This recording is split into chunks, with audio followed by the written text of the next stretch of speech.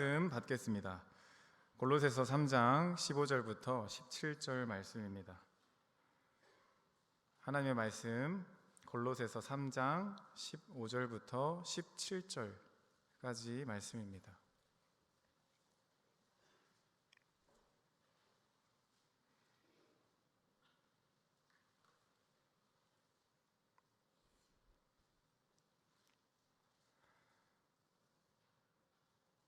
다 찾으신 줄로 알고 우리 하나님의 말씀 한 마음으로 같이 한 절 한 절 받고 마지막 절은 합독하겠습니다. 그리스도의 평강이 너의 마음을 주장하게 하라. 너희는 평강을 위하여 한 몸으로 부르심을 받았나니 너희는 또한 감사하는 자가 되라. 이 너희 속에 풍성이 거하여 모든 지혜로 피차 가르치며 권면하고 시와 찬송과 신령한 노래를 부르며 감사하는 마음으로 하나님을 찬양하고 함께 받겠습니다. 또 무엇을 하든지 말에나 일에나 다 주 예수의 이름으로 하고 그를 힘입어 하나님 아버지께 감사하라. 아멘. 샬롬. 우리 옆 사람과 함께 인사하겠습니다. 예수님의 평안이 함께 하시길 바랍니다. 아멘. 예수님의 은혜와 평강이 우리 사랑하는 성도님들에게 가득하시기를 축복합니다. 예수님 전하겠습니다. 오늘 성경 본문은 골로새 교회에 바울이 작성한 편지입니다. 골로새서는 우리가 알고 있다시피 옥중 서신이죠. 바울이 가택연금간에 기록한 성경인데요. AD 62년경에 골로새 교회에 문제가 있었습니다. 그 문제는 무엇이었냐면 이단의 문제가 있었습니다. 이단은 달을 이, 끝 단이라 해서 성경으로 시작해서 즉 예수 그리스도의 복음으로 시작했으나 그 끝이 이상하게 변질되어서 마치 다른 방향을 향해 나아가는 예수님 외에 다른 것을 향하는 모습이죠. 이러한 문제가 골로새 교회 안에 있었다라는 것입니다. 처음부터 그러지는 않았을 것입니다. 에바브라라는 사람을 통해서 십자가 복음으로 죄 씻음을 받은 성도들은 그렇게 복음을 누리는 자들이 힘을 합해서 하나님의 사랑이 무엇인지 증거하고 보여주는 건강한 교회였을 것입니다. 그런데 점점 시간이 흐르면서 세상 철학과 학문이 교회에 들어왔고 이로 인해 깨달음을 중시하는 영지주의가 들어왔고 또 이 거룩한 것은 영이고 육체는 더러운 것이니 육체를 우리가 제어해야 한다 해서 금욕주의가 들어오게 되고 또 행위를 강조하다 보니 은혜의 복음을 믿는 것보다 행위가 강조되는 율법주의가 교회 안에 들어오게 되었습니다. 또한 청사 숭배 등 다른 믿음이 이렇게 들어오게 되었다라는 것입니다. 사랑하는 성도 여러분, 오늘을 살아가는 우리도 별반 다르지 않습니다. 한국 교회를 보면 통일교, 신천지, JMS, 하나님의 교회, 몰몬교 여러 가지 여호와의 증인 등 아주 많이 있죠. 그러나 우리는 이것이 바로 성경이 예언한 적 그리스도의 세력임을 바로 알고 미혹을 받지 않도록 깨어 있어야 하겠습니다. 깨어 있어야 한다는 것을 놓치지 마시기 바랍니다. 예수 그리스도의 은혜의 복음 위에 그 바른 성경의 가치관과 교육을 하여주는 교회를 통해서 우리의 믿음을 점검하며 나아가야 한다는 것입니다. 우리는 무엇을 믿냐? 바로 예수님이 하나님의 아들이심을 믿습니다. 그리고 예수님께서 우리의 죄를 대신해서 죽으시고 부활하셨음을 믿습니다. 그리고 오직 예수님만 유일한 구원자임을 믿는 것, 그리고 다시 오실 것이라는 것을 믿는 것, 이것이 바로 바른 믿음이다라는 것입니다. 오늘 우리도 이렇게 골로새 교회와 다르지 않게 우리도 우리의 믿음이 벗어난 모습일 수 있다라는 것을 놓치지 말아야 합니다. 내 경험이나 또 내 지식이나 내 어떠함으로 예수님 향한 믿음보다 다른 어떤 내 계산적인 어떤 생각들을 더 중요시하고 앞세울 수 있다라는 것을 주의해야 한다라는 것입니다. 좀 심하게 말하자면 우리도 이단적인 믿음을 가지고 살아갈 수도 있다라는 것입니다. 사랑하는 성도 여러분, 예수 그리스도를 향한 믿음을 오늘 말씀을 통해 점검하시고 바른 믿음 가지고 세상이 주는 평안이 아니라 예수 그리스도께서 주시는 평안을 소유하고 살아가는 사랑하는 성도님들이 되시기를 축복합니다.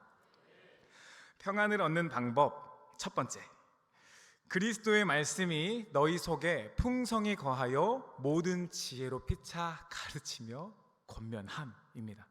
16절 말씀입니다.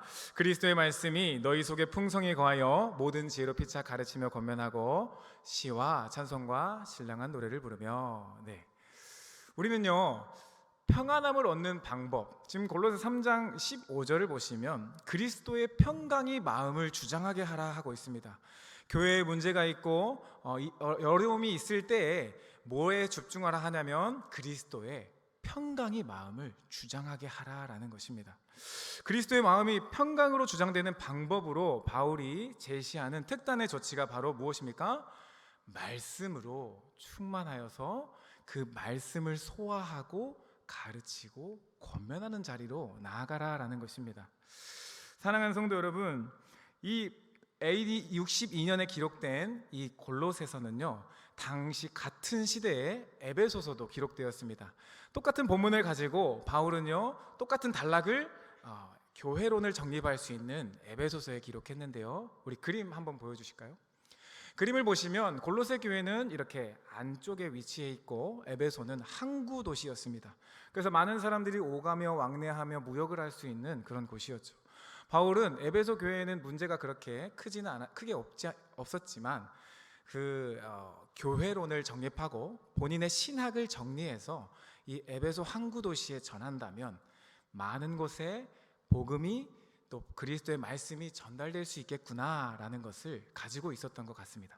그래서 에베소 교회에 이렇게 편지를 썼고 그 성도들이 이 말씀을 받게 했는데, 오늘 이 단락을 어떻게 표현하냐면 에베소서 5장 19절부터 21절 말씀을 먼저 같이 함께 받겠습니다. 시작.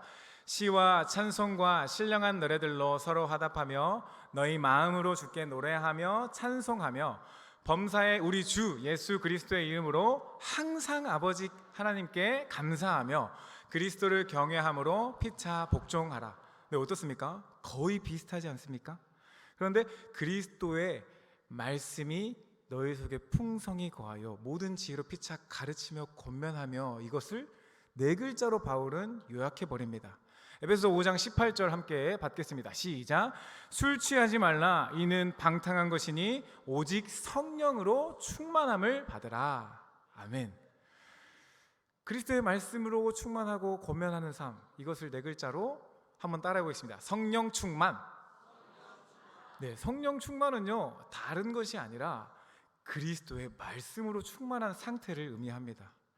내주하시는 성령님께서 말씀을 통해 말씀의 수레를 타고 우리에게 임하신 그 충만한 상태, 인격이신 하나님께서 우리 안에 거하시는, 그래서 그분이 우리의 마음을 주장하시고 그분이 참된 주인으로서 우리의 마음을 인도해 가시는 상태가 바로 성령 충만이다라는 것입니다. 말씀이 육신이 되셔서 이 땅에 오신 예수님이 우리 안에 충만하면 어떤 일이 일어납니까?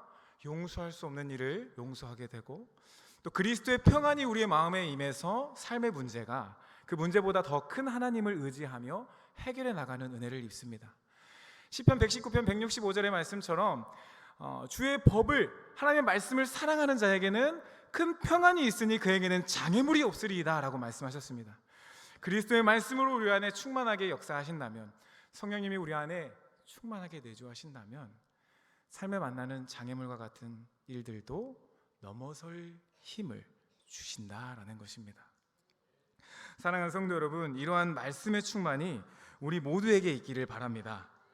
이 성령 충만이라는 단어처럼 말씀이 충만한 것을 구약에서도 여러 곳곳에서 강조하고 있습니다. 한 구절 한 구절씩 보여드리면, 구약에서 말씀이 충만한 것을 강조하는 부분은 가나안 땅을 정복하기에 앞서서 다음 세대 지도자가 되었던 누구 있습니까? 여호수아가 있죠. 이 여호수아에게 하나님께서 강하고 담대하라 라는 말씀을 들려주셨습니다. 1장 5절부터 9절 말씀을 제가 들려드리겠습니다. 오늘 내가 내게 명하는 다시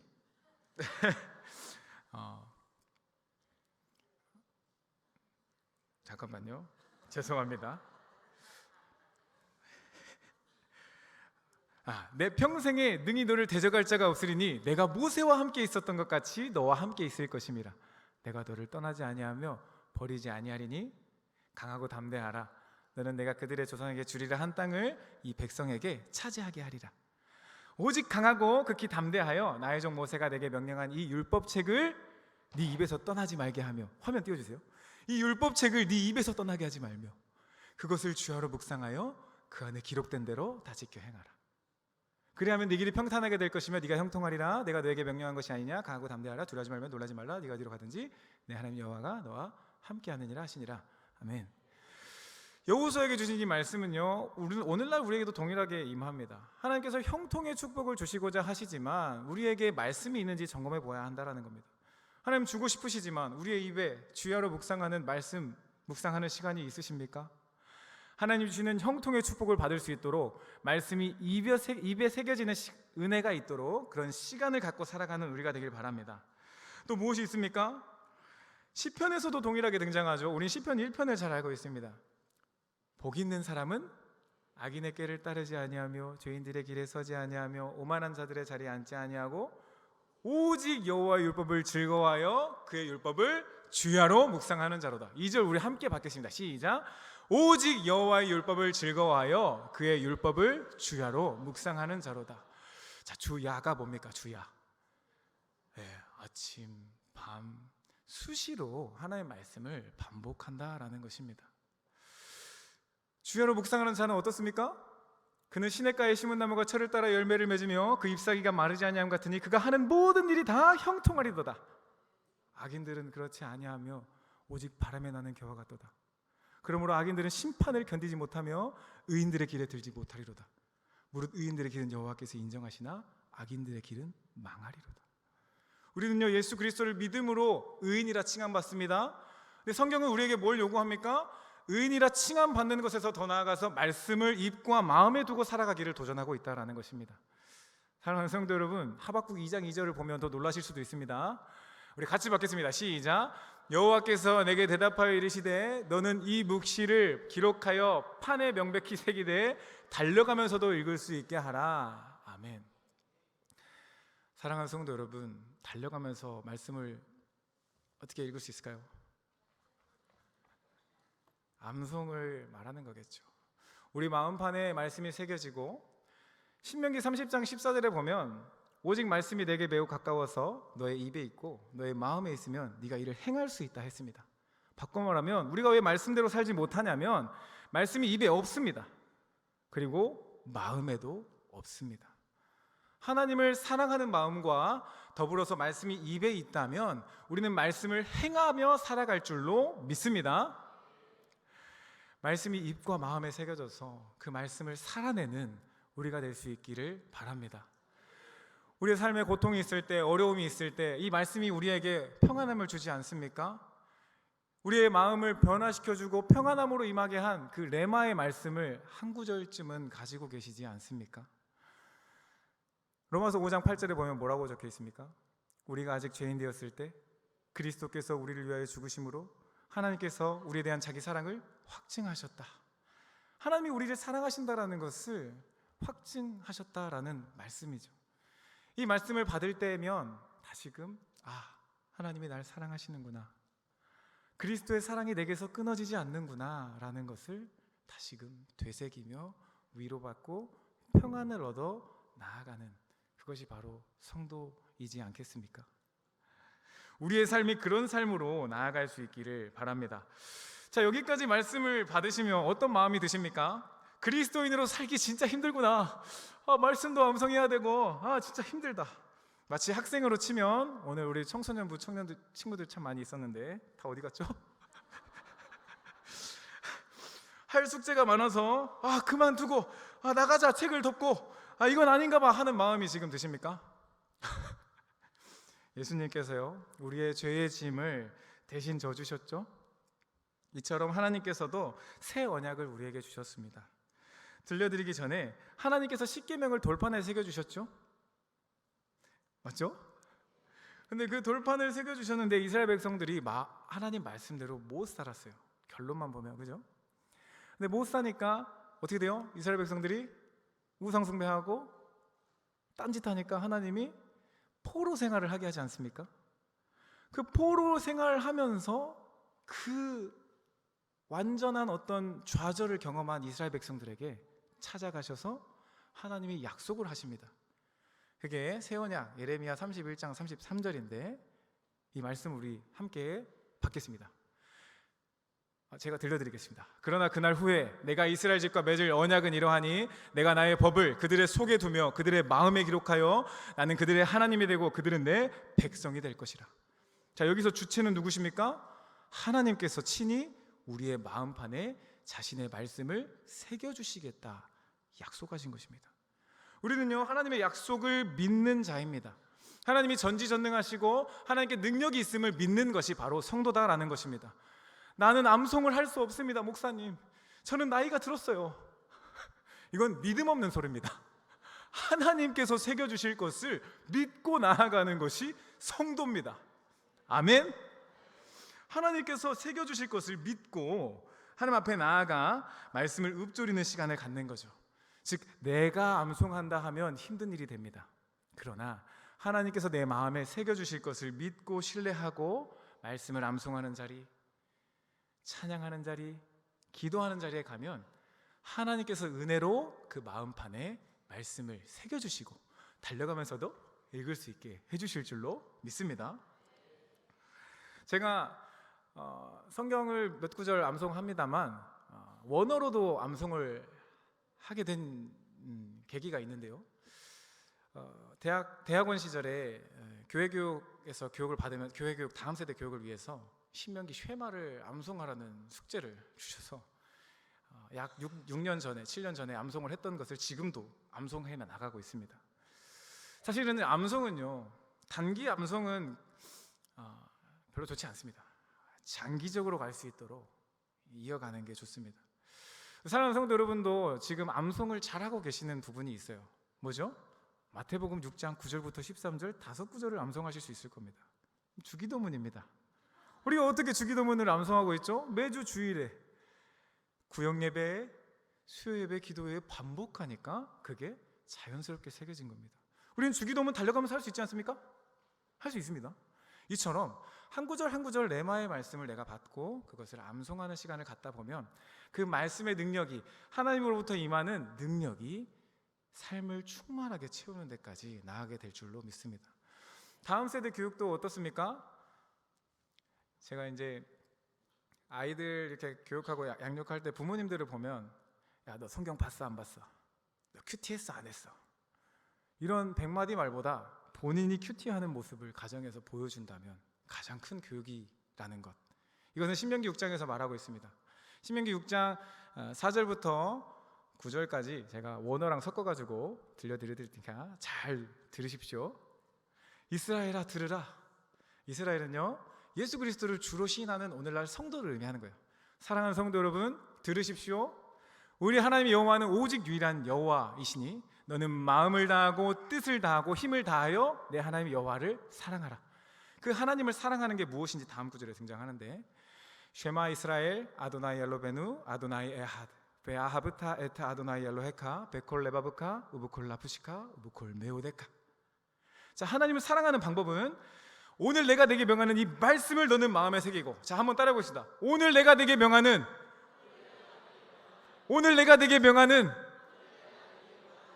이 말씀을 마음에 새기고, 너는 마음에 새기고, 내 자녀에게 부지런히 가르치며 집에 앉아 있을 때든지 길을 갈 때든지 누워 있을 때든지 일어날 때든지 말씀을 강론할 것이며, 베하요 핫데바림 하일레 아시엘 아노키 메사베카 하요 말레바 베하 베신난 탐레바네하 베디바르타밤 베시부테카 베베테카 우블레프테카 바테렉.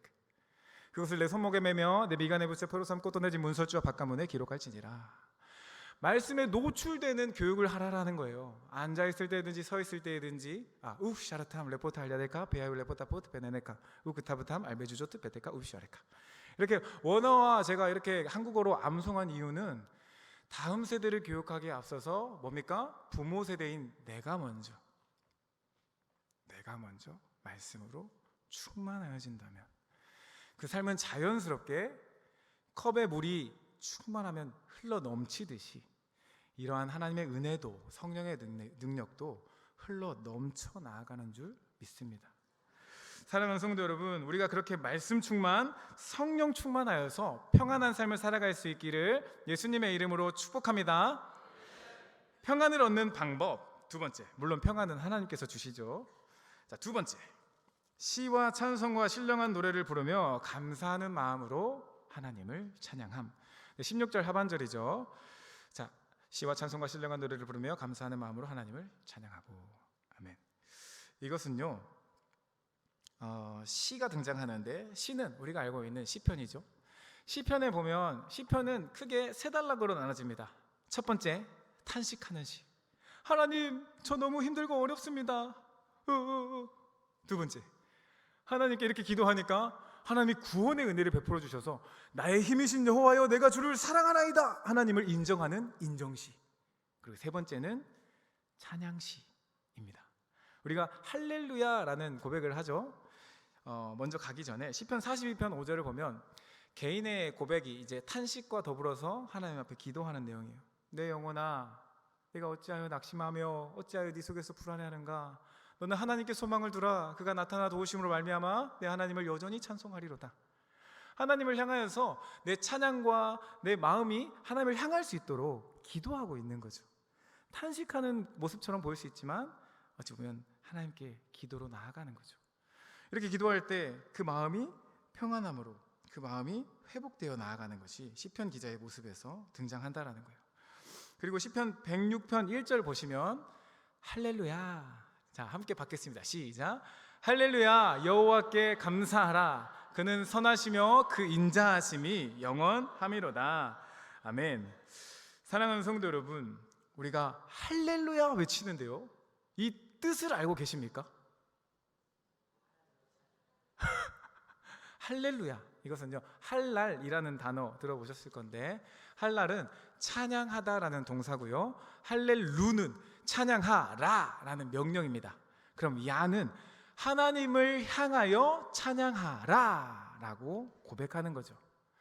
사랑하는 성도 여러분, 우리가 할렐루야 고백할 때 내 마음에 선포하는, 먼저는 내 마음에 선포하시고, 찬양시의 특징은요, 개인의 찬양으로 끝나지 않고 공동체에 우리 함께 찬양하자, 우리 여호와 하나님을 함께 찬양하자 하는 겁니다. 할렐루야라는 말이 그런 말이라는 거죠. 사랑하는 성도 여러분, 우리가 개인적으로 그리스도를 인격적으로 만난 경험들이 개개인으로 있을 것입니다. 예수 그리스도를 하나님의 아들로 나의 죄를 대신하여 죽으시고 부활하신 그리스도로 오직 유일한 구원자로 다시 오실 재림주로 믿는 믿음을 가지고 살아가실진데, 이 개인의 믿음으로 그치지 않고 공동체에서 함께 할렐루야를 외치면서 이 믿음이 전파되어져 간다라는 것입니다. 또한 이 할렐루야라는 단어와 함께 경배라는 단어도 우리가 볼 수 있는데, 시편 96편 5절을 우리 함께 받겠습니다. 시편 96편 5절 시작. 오라, 우리가 굽혀 경배하며 우리를 지으신 여호와 앞에 무릎을 꿇자. 네, 경배도 찬양과 같지만 온전히 하나님을 나의 왕이시다 고백하는 겁니다. 나의 주님이시다 고백하는 거죠. 우리의 삶을 한번 점검해 봅시다. 주일에 와서 하나님께 경배하고 하나님을 예배하고 찬양하고 예수님은 나의 왕이십니다 고백하지만, 순간순간 우리가 무언가를 결정할 때 내 생각과 내 경험과 내가 알고 있는 대로 무언가를 결정하고 있지는 않습니까? 예수님을 주인으로 모시고 그분 안에서 모든 일을 결정하고 또 그분 안에서 감사하는 삶을 살아가는 우리 사랑하는 성도님들이 되시기를 바랍니다. 그래서 찬송과 감사를 통한 평안의 축복이 가득하시기를 바랍니다. 제가 기도하면서 감사에는요 4가지 정도의 단계가 있다고 한번 구분을 해봤는데요, 사랑하는 성도 여러분들의 삶의 감사의 단계는 어느 정도인지 한번 점검해 보시기 바랍니다. 첫 번째, 감사한 일이 있을 때만 감사. 이거는 세상 사람들도 할 수 있죠, 그죠? 두 번째, 중수가 하는 감사. 예수 그리스도를 믿음으로 감사. 세 번째는 습관적으로 모든 일에 작고 크고 작은 일에 감사. 그리고 네 번째, 이거는 초고수만 할 수 있는 감사인데, 고통 중에, 고난 중에, 괴로움 중에 하나님 한 분으로 감사. 우리 모두는요 예수 그리스도로 말미암아 감사하는 삶을, 고통 중에도 감사하는 삶을 살아갈 수 있기를 바랍니다.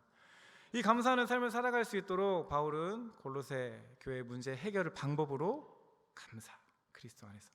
그래서 골로새 2장 6절 7절에서도 너무 중요하니까 다시 한번 얘기하는데요, 뭐라고 말하냐면 너희가 예수님을 주인으로 받았으니 그 안에서 행하되 그 안에 뿌리를 박으며 세움을 받아 교훈을 받은 대로 믿음에 굳게 서서 감사함을 넘치게 하라.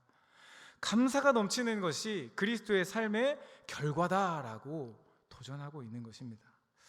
우리의 삶에도 감사가 가득하시기를 바랍니다. 평안을 얻는 방법 첫 번째, 말씀 충만. 그래서 성령 충만이라고 했고요. 두 번째는 찬송과 감사가 넘치는 삶이라 했어요. 세 번째는 모든 일에 예수님의 이름으로 하고 그를 힘입어 감사하는 것입니다. 17절입니다. 또 무엇을 하든지 말이나 일에나 다 주 예수님의 이름으로 하고 그를 힘입어 하나님 아버지께 감사하라. 아멘. 이것은요, 십자가 지신 예수님을 의지하고 힘을 입는 삶입니다. 예수님을 힘입는 것은 예수님을 덧입는 것처럼, 즉 부활 생명을 누리며 나아간다라는 거죠. 사랑하는 성도 여러분들의 삶에 예수님의 십자가를 붙잡고 그분의 부활의 생명을 누리는, 그분으로부터 힘을 얻고 평안함을 얻는 은혜가 있기를 바랍니다. 다윗이 사울에게 어려움을 당했죠. 사울에게 쫓겨다니면서 이스라엘 백성들이 사울은 천천히고 다윗은 만만입니다 하니까 사울이 이제 하면서 다윗을 죽이려고 이제 했죠. 다윗은 피해 다니면서 침을 흘리며 미친 척하기도 하고 하나님의 은혜를 구하면서 하루하루 살아갔습니다. 그때 사울이 끝내는 하나님의 보응을 받고 죽은 이후에 시편 18편 1절에 고백을 했습니다. 나의 힘이신 여호와여, 내가 주님을 사랑하나이다. 사랑하는 성도 여러분, 우리는 예수 그리스도의 십자가를 믿는 성도로서 나의 힘이신 예수님, 내가 예수님을 사랑합니다 고백할 수 있습니다. 아까 마음과 뜻과 힘을 다해서 하나님 사랑하라 했는데, 예수님께서 마가복음 12장 30절에 마음과 목숨과 뜻과 힘을 다해서 하나님 사랑하라 하지 않으셨습니까? 우리도 그렇게 하나님을 사랑하고 그 하나님이신 예수 그리스도를 사랑하며 살아갈 수 있기를 바랍니다. 그것을 그분을 사랑하는 삶, 그러면 우리는 이렇게 고백할 수 있어요. 나의 힘이신 예수님, 내가 예수님을 사랑합니다. 예수님은 나의 반석이시고 나의 요새이시고 나를 건지시는 이시고, 예수님은 나의 하나님이시고 내가 그 안에 피할 방패이시고 나의 구원의 뿌리시고 나의 산성이십니다. 이런 시편 기자와 같은 고백을 할 수 있다라는 것입니다. 십자가 지는 것에 함께 하는 것 또한 예수님은 원하십니다. 예수님의 십자가 지는 것 쉽습니까? 어렵습니까? 어렵죠. 근데 예수님께서 마태복음 11장에 28절, 29절, 30절의 말씀을 이렇게 하셨어요.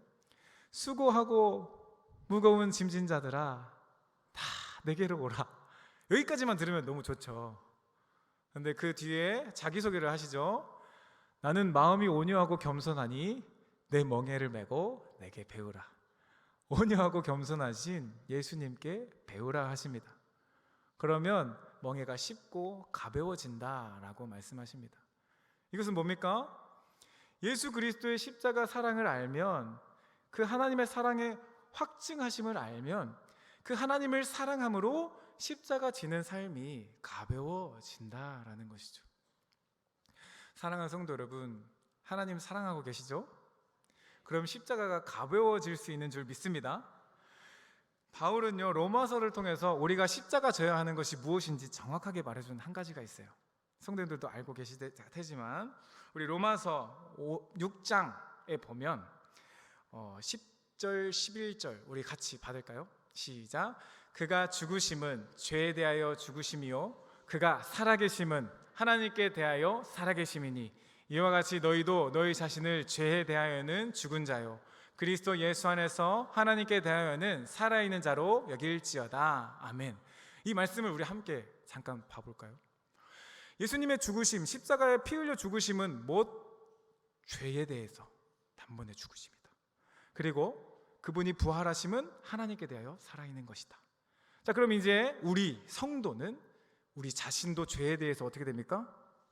죽는다. 우리가 십자가 지는 삶, 직분을 맡고 누구 사랑할 수 없는 사람을 사랑하고 이것도 맞지만 먼저는 내 죄를 예수님의 십자가에 못 박고 그것을 이기는 데까지 나아가는 것, 계속된 회개를 통해서 죄를 극복해 나가는 자리까지 나아가는 것을 도전한다라는 것입니다. 그래서 죄 지을 거리들이 이제는 죄 안 지을 거리들로, 그냥 지나가는 것들로 이길 수 있는 힘으로. 왜요? 예수님을 사랑하니까. 그래서 예수님 안에 하나님께 대하여 살아있는 자로, 온전한 성도로 살아가는 거죠. 사랑하는 성도 여러분, 우리가 이렇게 죄에 대해서 죽고 하나님에 대해서 살아있는 자, 십자가를 지는 삶을 살아낼 수 있기를 바랍니다. 한 주간 삶을 살다가 우리가 주일에 와서 예수님, 죄 용서해 주셔서 감사합니다, 죄를 회개합니다, 그리고 또 다시 한 주를 돌아가서 내가 주인 돼가지고 내 마음대로 살다가 다시 주님 잘못했습니다, 회개합니다, 이것만 반복되고 있다면 하나님께서 우리를 어떻게 보고 계시겠습니까? 하나님, 제가 한 주를 예수님의 은혜로 승리하고요, 죄 짓지 않고 말씀대로 살다 왔습니다, 감사합니다. 하나님, 하루하루 내가 주님 안에서 거룩한 삶을 살다가 이 자리에 왔습니다 라고 하나님께 고백하고 또 칭찬을 받을 수 있는 우리 사랑하는 성도님들이 되시기를 바랍니다. 네, 말씀을 정리하겠습니다. 그리스도인의 모습으로서 평안을 얻는 방법, 첫 번째는 말씀이 충만한 것. 말씀의 수레를 타고 성령 하나님께서 우리에게 충만하게 내주하신다고 했죠. 그래서 하나님께서 우리 안에 말씀을 새겨주실 것을 기대하고 우리는 말씀을 암송하는 자리로 가보자 했습니다. 두 번째는 감사하고 찬양하는 것이었고, 세 번째는 예수님의 십자가를 의지하고 감사하는 것, 예수님의 이름으로 감사하는 것, 죄를 끊어내기까지 나아가는 자리, 십자가 지는 삶을 살자 했습니다. 우리 이 시간에 찬양 한 곡하고 잠깐 같이